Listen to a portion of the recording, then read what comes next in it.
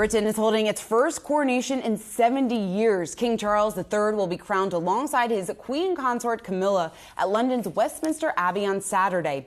The affair is expected to be quite expensive, but the celebration is also boosting tourism. The wealth of the crown is complicated topics. Let's break down what we know. King Charles is said to be worth between $745 million to more than $2 billion. That's according to estimates from the Sunday Times Rich List and The Guardian. Now, Buckingham Palace hasn't replied yet to our request for confirmation of these numbers. And digging deeper into the king's net worth, the first is the Crown Estate. It's a collection of properties, land, wind farms, and retail spaces. These assets are worth around $20 billion, according to the Wall Street Journal. The salary for the monarch today is known as a sovereign grant. Last year, it was more than $106 million. The next source of the king's wealth is his properties. King Charles inherited Balmoral Castle in Scotland and Sandringham Castle in Norfolk from Queen Elizabeth. Now, each estate is valued between $66 and $79 million. That's according to the Journal. The king also controls the Duchy of Lancaster. Duchies are essentially portfolios of investments, including land and property. The monarch makes money on the annual revenue duchy assets generate. Last year, Queen Elizabeth made nearly $30 million. And finally, the royal family has additional wealth through generational holdings. Queen Elizabeth left King Charles about 70 horses, thoroughbreds valued at $34 million. The royals have a stamp collection worth at least $126 million, an art collection worth $30 million, and of course jewels valued at nearly $674 million. These estimates are all according to The Guardian. So while we have plenty of estimates out there on the crown's wealth, we don't truly know the full extent. Let's talk to our next guest about this because she says that it adds to the mystique of the royal family. We want to bring in Julie Montagu, Viscountess Hinchingbrooke. Viscountess Julie, it's great to see you here. So why do you think that is, just in terms of the unknown when it comes to the wealth of the royal family and the mystique that this really creates around the family? Well, I think one of the reasons that we're also, well, many of us are infatuated, if you like, with the royal family is because of this mystique around them. We don't know what their wealth is exactly. You know, you sort of can put a finger in the air and guesstimate, as I've just heard right now. It's never been confirmed. And it is this mystique that makes us want to know more around them and about them. And it's almost as if they're untouchable, but yet they are touchable. And it's this complicated, I think, relationship between the private family, the royal family, and the public. And that's what makes them so interesting and of course, mysterious. Is it just about the mystique, though? Is it also about perception? I mean, certainly, as you say, the royals are, of course, there's a lot of mystery around them, but they're also of the people. I mean, how much of that plays into sort of the secrecy that exists around their wealth?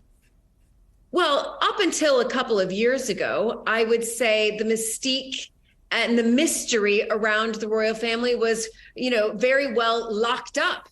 Yes, they were becoming more, I think, authentic and relatable, and they had been evolving as the modern world evolved. But then we've sort of had a bit of a bombshell over the past couple of years where we've actually, through a book called Spare, a Netflix series of Harry and Meghan, that we have found out more about the royal family than we've ever known before. And so I think what the royal family is still trying to do now is to keep that mystique around them. That is why they do not put out statements when they are splashed across the headlines for some salacious gossip. They still keep quiet, and they will continue to do so. And of course, about their finances, absolutely, they will continue to do so.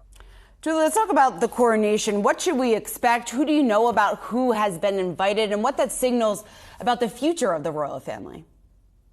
This coronation is completely different and will be completely different than any coronations in the past. And I'm going to use an example here. I've married into a family that has been invited to every coronation since 1661, the coronation of King Charles II. Our ancestor, Edward Montagu, brought back Charles II from exile in Holland for the Restoration.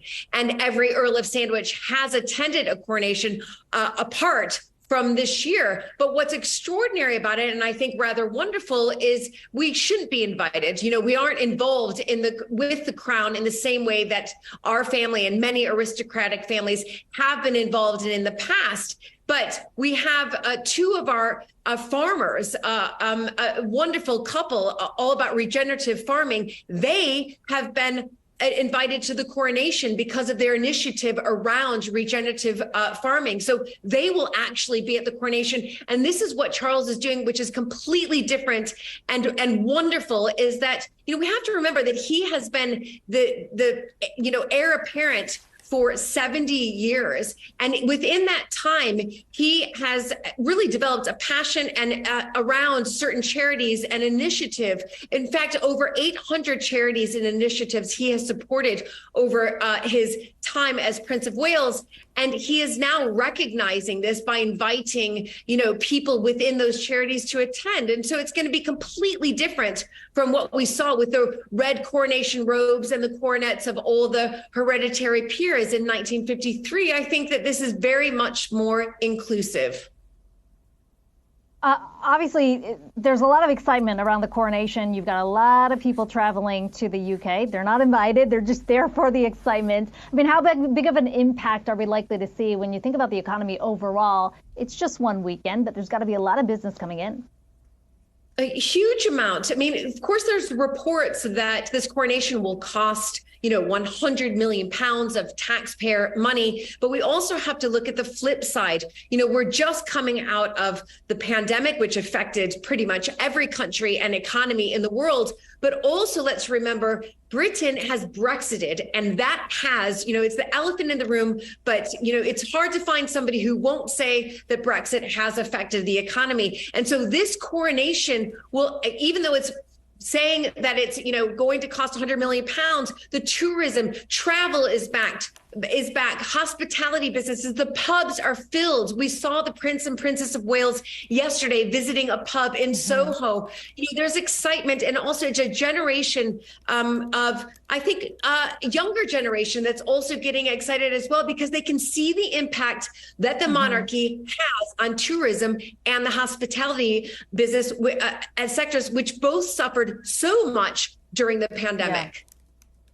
Well, those images we're just showing points to that excitement. A lot of people coming up with creative signs there to celebrate the coronation. Viscountess Julie Montagu, thanks so much for joining us today. Really appreciate it. Thanks for having me.